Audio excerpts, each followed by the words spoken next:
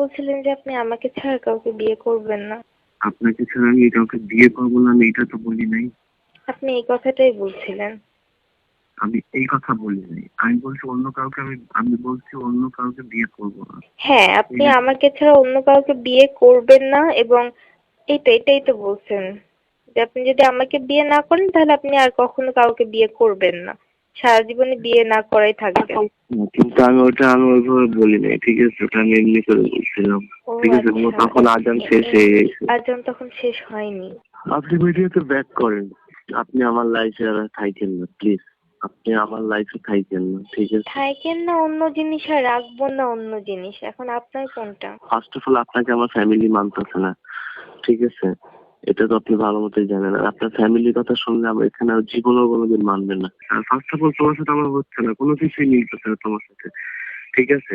তুমি আমার কোনো সিচুয়েশন কোনো কিছুই বুঝো না, ঠিক আছে? কোনো কিছুই তুমি বুঝো না, ঠিক আছে? আমি খেলে আসার পর তুমি আমার সাথে ঝগড়া শুরু দাও, আপনি ঝগড়া শুরু খেলে করে আসার দাও, পর সেদিনই মনে হয় ঠিক আপনার আছে? সাথে আমার ঝগড়া হয়েছে।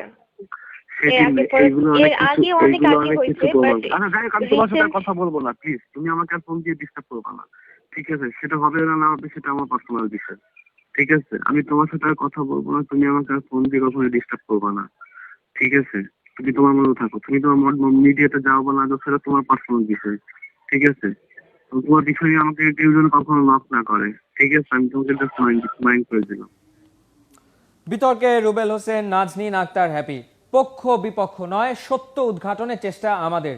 আসলে কি জাতীয় দলের পেসার রুবেলের দ্বারা নির্যাতনের শিকার হয়েছেন অভিনেত্রী নাজনীন আক্তার হ্যাপি, নাকি কোনো অসৎ উদ্দেশ্যে জাতীয় দলের ক্রিকেটারকে ফাঁসানোর চেষ্টা করছেন তিনি? ৭১-এর অনুসন্ধানে বেরিয়ে এসেছে চাঞ্চল্যকর তথ্য। রুবেল হ্যাপির ঘটনার আদ্যপান্ত নিয়ে শামসুল আরিফিনের ৩ পর্বের ধারাবাহিক প্রতিবেদনে জেনে নিন কোনটা সত্য আর কোনটা মিথ্যা। চোখ রাখুন খেলাযোগে, বৃহস্পতিবার দেখবেন দ্বিতীয় পর্ব।